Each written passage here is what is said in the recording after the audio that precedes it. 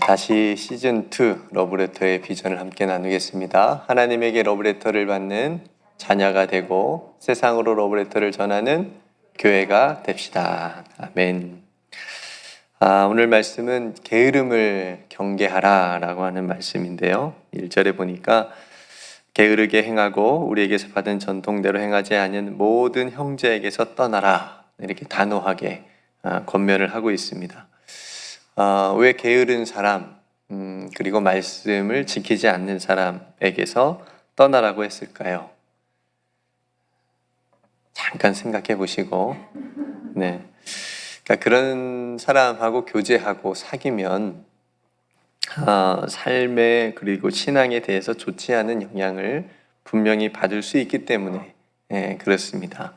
우리가 잘 아는 사자성어 중에 금묵자흑이라고 하는 말이 있죠. 먹을 가까이 하면 자신도 모르게 검어진다 라고 하는 뜻인데, 그러니까 좋지 않은 사람과 가까이 하면 그 악에 물들게 된다 라고 하는 라는 뜻입니다. 그래서 성도는 우리가 신앙에 있어서 경계해야 될 것은 분명히 경계해야 되고, 또 피해야 될 것은 피해야 됩니다. 그래서 시편 1편에도 복 있는 사람에 대해서 그렇게 말하고 있잖아요.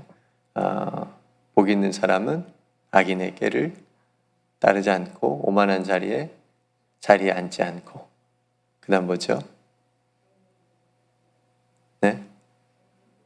죄인의 길에 서지 않고. 자신 있게 얘기하세요. 네, 맞습니다. 그게 다 피하라는 거잖아요. 그죠? 경계하라는 것이고 함께 있지 말라라고 하는 그런 뜻인데, 신앙에도 굉장히 중요한 겁니다.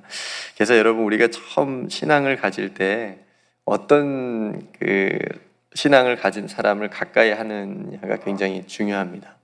그러니까 자신을 전도한 사람이 전도를 굉장히 열심히 하는 분이면 그 새신자가 또 전도를 열심히 할 가능성이 커요. 왜냐하면 자신을 처음 교회 이제 신앙을 소개하고 교회 인도한 분이 전도를 열심히 하면 본인도 따라서 또 그렇게 열심히 하게 되고, 또 자신을 전도한 분이 교회에서 열심히 섬기고 봉사하는 그런 분이면 또 그런 그 모습을 보고 또 그렇게 저렇게 해야 되는 거구나 라고 이제 또 본을 받게 돼서 또 그렇게 열심히 하는 경우가 있습니다. 닮기 때문이죠. 이렇게 닮아가는 겁니다. 그래서 여러분, 공동체 안에는 본받을 수 있는 신앙의 어른이 반드시 필요합니다. 그렇죠? 그러니까 공동체 안에는 신앙을 본받을 수 있는 어른, 그러니까 가정에서도 마찬가지죠. 가정에서도 부모가 자녀들에게 신앙을 보여줄 수 있는 굉장히 어려운 일인데 꼭 필요한 일인 겁니다. 자녀들에게 신앙은 하나님을 믿는 것은 이렇게 믿는 것이야 라고 보여줄 수 있는 모습이 필요한 거고, 마찬가지로 교회 공동체 안에서도 하나님을 예배하고 하나님을 섬기는 것이 믿음으로 사는 삶이 이런 삶이야 라고 보여줄 수 있는 신앙의 어른이 반드시 필요하다라고 하는 거죠. 우리 교회는 신앙의 어른이 많은 줄로 믿습니다.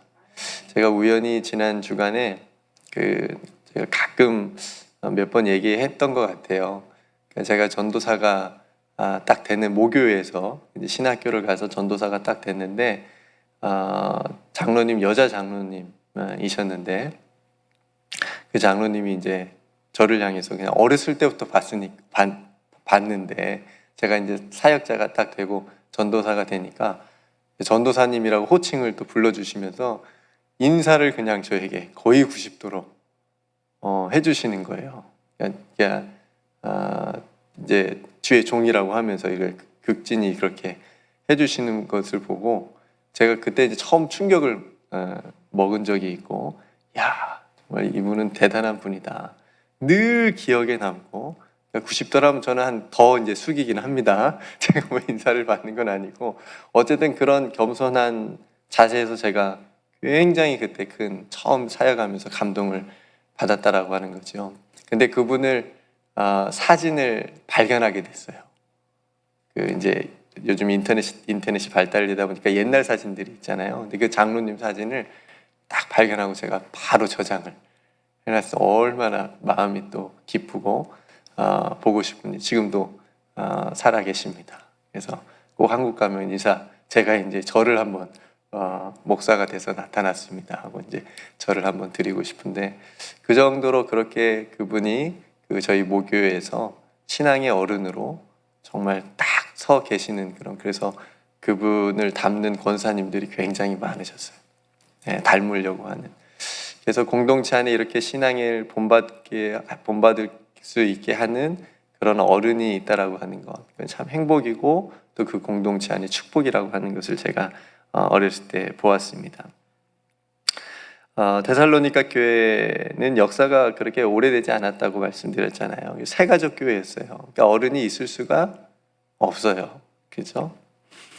그래서 사도 바울이 전해준 복음과 또 신앙의 가르침에 의존을 해야 했습니다. 그럼에도 본이 되는 교회였으니까 얼마나 열심으로, 믿음으로, 또 사랑으로 그렇게 충만한 교회였습니까?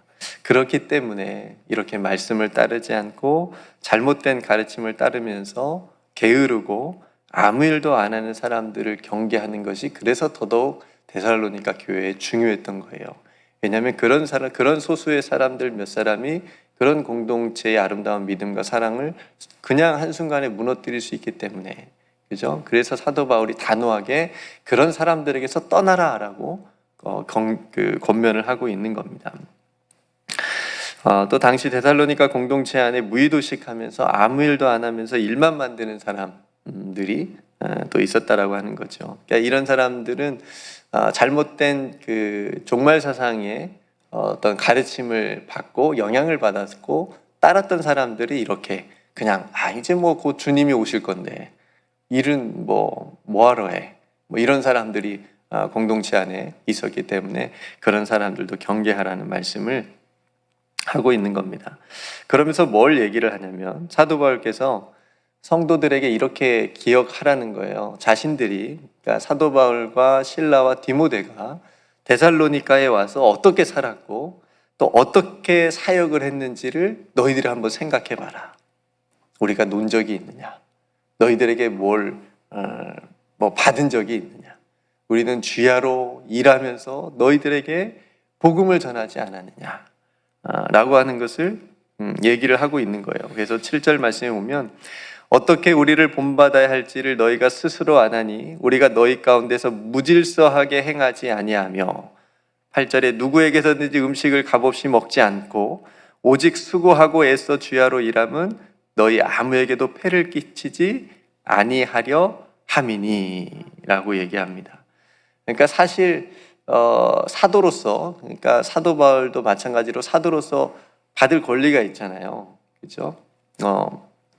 그런 사도의 성도들의 섬김을 받을 수 있는 권리가 있었지만 사도 바울은 이거보다 더 큰 목적이 하나 있었는데, 그건 뭐냐면 삶의 자세, 그러니까 믿음으로 살아가는 하나님의 자녀로서의 그런 삶의 자세를, 그런 모습을 본받게 하기 위해서 성도들에게. 그래서 9절 말씀에도 우리에게 권리가 없는 것이 아니요 오직 스스로 너에게 본을 보여 우리를 본받게 하려 함이니라. 그러니까 여러분, 어떨 때는요 일부러 해야 될 때가 있어요. 일부러 자녀들 앞에서 성경을 보고, 제가 가끔 합니다. 잘 못하지만 성경을 보고 일부러 기도하는 모습 보여주고, 일부러 교회 공동체 안에서도 일부러 섬기고 일부러 헌신하고. 왜요? 누가 이 모습을 보고 모르는 사람이 이렇게 자기를 드러내려고 하는 게 아니고, 그런 목적이 아니고, 자기를 자랑하려고 하는 그런 목적이 아니라 하나님을 어떻게 섬겨야 되는지는 모르는 사람들에게 가르쳐 주는 방법의 하나로 일부러 이렇게 하는 것입니다 라고 하면서 보여주는 그런 것도 굉장히 필요하다고 여겨집니다. 사도 바울도 오늘 그렇게 얘기하는 거잖아요. 우리가 어떻게 했는지 너희들 아느냐? 너희들이 다 받지 않느냐? 우리가 그렇게 안 해도 되지만 너희들이 본받게 하기 위해서 우리가 그렇게 열심히 주야로 일을 하면서 수고하면서 너희들에게 폐를 끼치지 않게 하려고 너희들이 그렇게 했다라고 하는 것을 얘기를 합니다.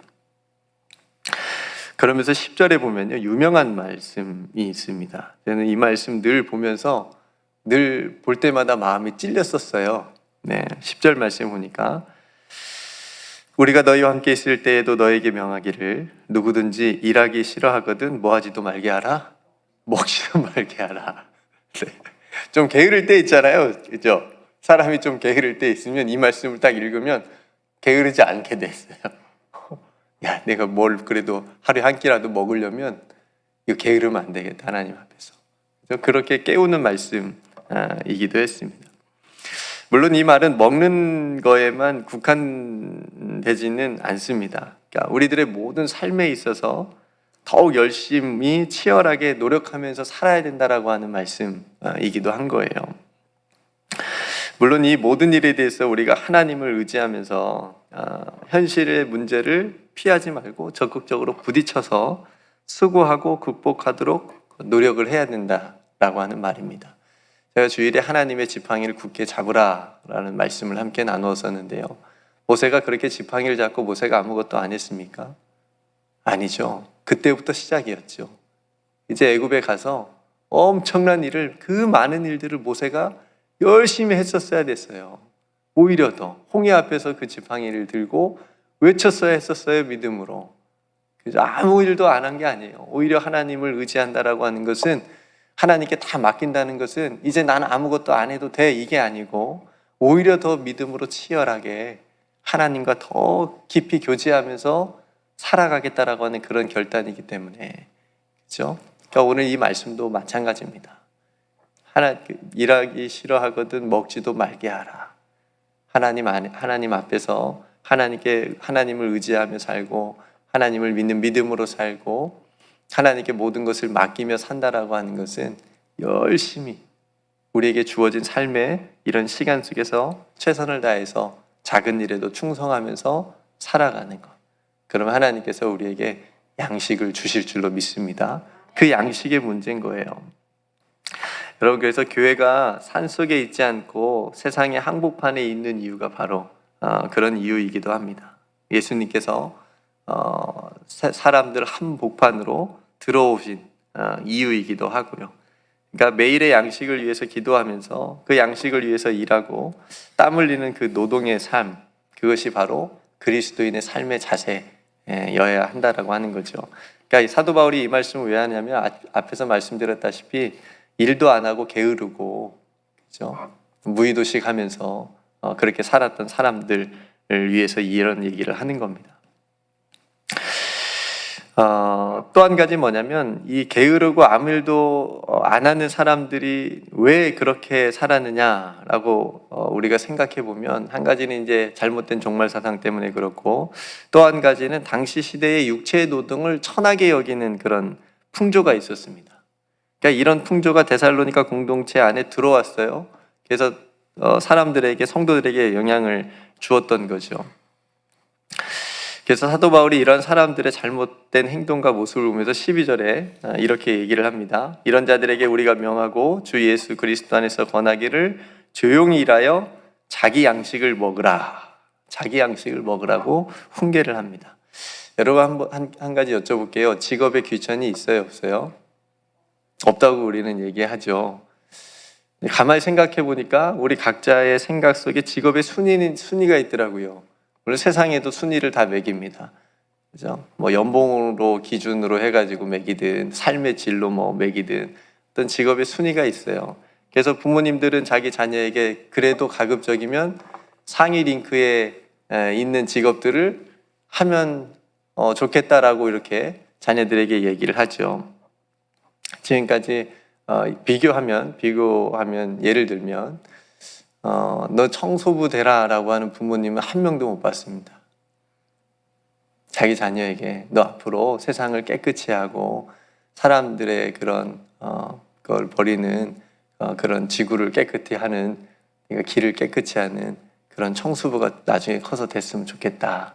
이런 부모님들 한 번도 제가 보지 못했습니다. 대부분 너 의사 됐으면 좋겠다. 좋죠. 너 뭐 변호사 됐으면 좋겠다. 검사 됐으면 좋겠다. 선생님 됐으면 좋겠다. 목사는 많이 떨어졌어요. 너 목사 됐으면 좋겠다. 이런 분들도 별로 이제 요새는 못 봤는데, 어쨌든 그러니까 우리들의 생각 속에는 직업의 귀천이 없다라고 얘기는 하지만 직업의 순위가 이미 이제 우리들 머리 가운데 있다라고 하는 거죠. 어쨌든 좋은 직업, 나쁜 직업이 따로 있는 건 아니니까 그 노동을 통해서 그 직업을 통해서 어떤 삶을 살아가느냐가 더 중요한 거예요. 그죠? 하나님 안에서 고개하거나 따로 어떤 비천한 일은 따로 없기 때문에 모든 일이 하나님 안에서 중요하고 꼭 있어야 되는 일이기 때문에 굉장히 중요합니다. 그래서 사도 바울도 직접 노동을 하면서 복음을 전했다라고 하는 거예요. 사도 바울이 무슨 일을 했죠? 네, 천막을 만들었죠. 공부만 하지 않았어요, 사도 바울이? 그죠? 굉장히 엘리트 코스를 밟았어요. 공부만 하셨던 분이었을 텐데 언제 그 기술을 배우셨을까? 갑자기 궁금해졌어요. 그렇지 않아요? 언제 그 천막 만드는 기술을 배우셔갖고 사역하시면서 그 바쁜 사역을 하면서 그것도 만드셨을까? 아마도 복음을 전하기 위해서 최소한의 생활을 자기가 하면서 오늘 말씀처럼 자기 양식을 스스로 얻어서 먹으면서 하기 위하여서 또 가난한 이방인들의 교회들에게 부담을 주지 않기 위하여서 필요한 도구로서 직업으로서 이 천막 만드는 기술을 배웠으리라고 생각이 되어집니다. 네. 예수님도 대패질 했죠. 보진 않았지만 목수였으니까 아버지도 목수였으니까 대패질을 예수님도 열심히 하셨겠죠. 나무도 베고요. 못도 아마 박으셨을 겁니다.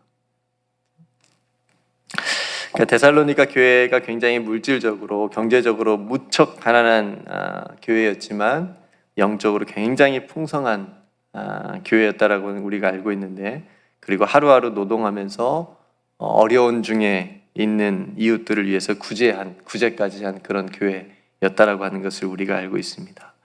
그러니까 성도 여러분 오늘 일하기 싫어하거든 먹지도 말게 하라 이 말에 담긴 노동의 신성한 의미를 우리가 다시 한번 깨달았으면 좋겠고요.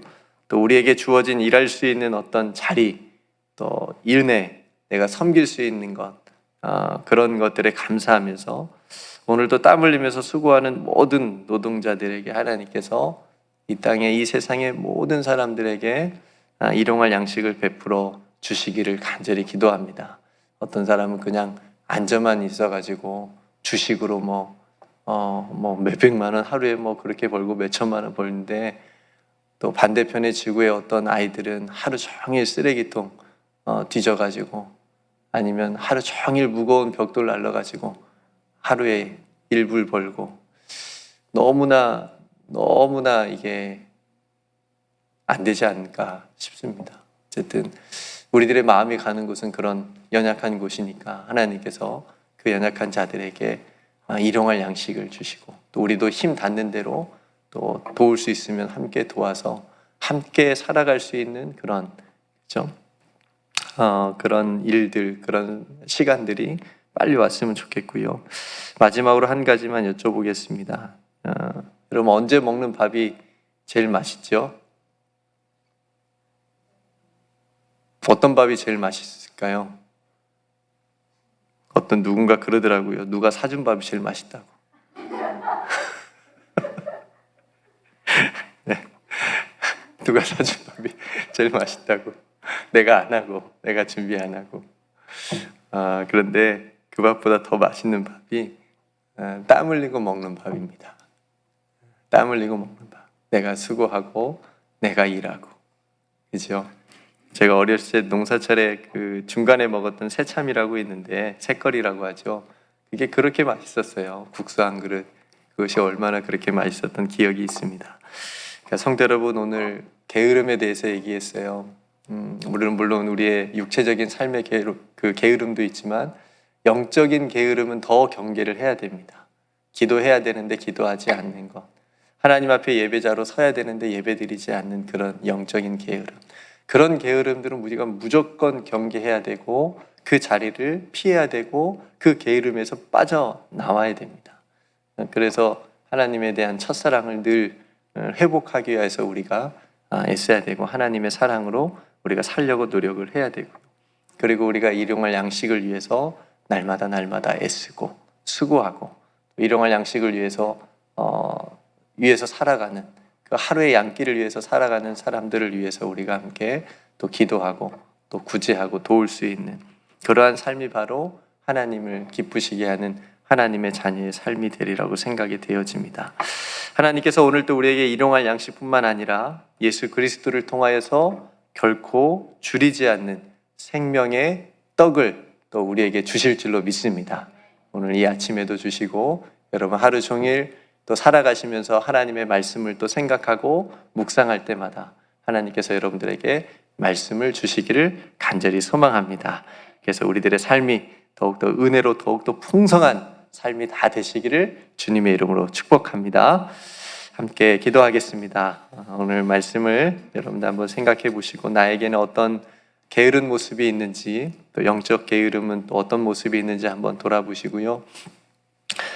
우리가 정말 이민자로서 이곳에서 또 열심히 또 생활하면서 또 살아가는데 특별히 뉴욕에서는 한 달 한 달 일하지 않으면 그죠 이 큰 액수가 큰 렌트비를 내지 못하면 살 수 없는 그냥 하루아침에 홈리스가 되어지는 그런 사람들이 참 많은데 이런 상황 속에서 여기까지 인도해 주신 또 하나님께 여러분 감사하면서 앞으로도 우리가 이곳에서 살아가는 동안 열심히 또 힘이 있을 때까지 일을 하고 또 수고하고 또 애쓸 때에 또 그것이 보람이 되고 또 하나님께서 주시는 그 모든 또 은혜들 일할 수 있는 건강 또 힘 또 일할 수 있는 어떤 자리 또 그런 것들에 대해서 우리가 하나님 앞에 또 구하며 또 나아갔으면 좋겠고요. 또 우리 교회에 주신 또 하나님의 은혜 가운데 연약한 이웃들을 또 돌보는 귀한 은사를 주신 교회인데 또 더욱더 힘을 내서 또 많은 사람들이 돕지 못하는 곳들을 우리가 또 도울 수 있는 그런 교회가 되게 해달라고 그래서 함께 더불어 또 잘 살아가고 하나님의 나라를 이루어갈 수 있는 그런 교회가 되게 해달라고 함께 또 기도했으면 좋겠고 또 몸이 연약한 성도들을 위해서 함께 기도했으면 좋겠고요. 또 오늘 노아의 방주 귀한 사역을 위해서도 여러분 함께 기도해 주시기를 바랍니다. 제가 먼저 기도하고 함께 기도하겠습니다. 은혜로우신 아버지 하나님, 하나님의 은혜와 사랑을 진심으로 감사합니다. 오늘 주신 말씀을 통해서 우리에게 게으름을 경계하라고 말씀해 주셨습니다. 또 일용할 양식을 위하여서 열심히 수고하고 애쓰라고 말씀해 주셨습니다. 그리고 그런 삶이 바로 누군가에게 본이 되는 삶이 믿음의 본이 되는 삶이 된다라고 하는 것을 오늘 또 말씀을 통해서 깨달았습니다. 단순히 우리가 나 자신만을 위하는 삶이 아니라 복음을 위한 삶이 될 수 있도록 하나님 우리가 게으름 그리고 특별히 영적인 게으름을 또 피하고 빠져나와서 정말 열심으로 주를 사랑하고 열심으로 주님을 섬길 수 있는 그런 믿음으로 살아가는 우리 모든 성도들의 삶이 되게 하여 주시옵소서. 아버지 하나님, 우리에게 일할 수 있는 터전과 자리와 힘을 주신 것 감사합니다.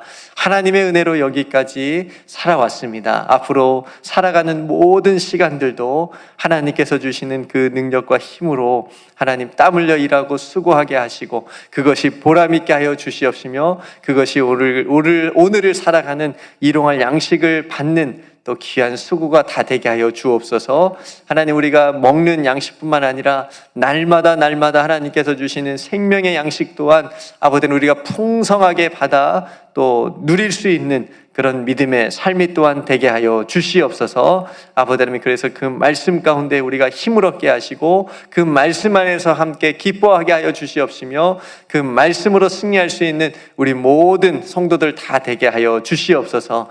특별히 아버지 하나님 이 땅에는 일용할 양식도 구하지 못하는 열심히 수고했으나 땀 흘렸으나 하나님 그 일용할 양식도 구하지 못하는 많은 사람들이 아직도 있습니다. 하나님 그런 사람들을 위해서 우리가 함께 기도하고 또 구제하며 함께 나눌 수 있는 우리 교회 공동체가 또한 되게 하여 주시옵소서. 모든 은혜 하나님께 감사드리고 오늘 또 노아의 방주 귀한 사역 하나님 앞에 기도할 때에 하나님 그 기도를 들어주시고 응답하여 주시옵소서. 저들이 사랑하고 수고하고 찾아가 위로하고 격려하는 모든 일마다 아버지 하나님께서 사랑의 역사가 나타나도록 축복하여 주시옵소서. 모든 은혜 하나님께 감사드리며 사랑이 많으신 예수님의 이름으로 간절히 기도드리옵나이다. 아멘.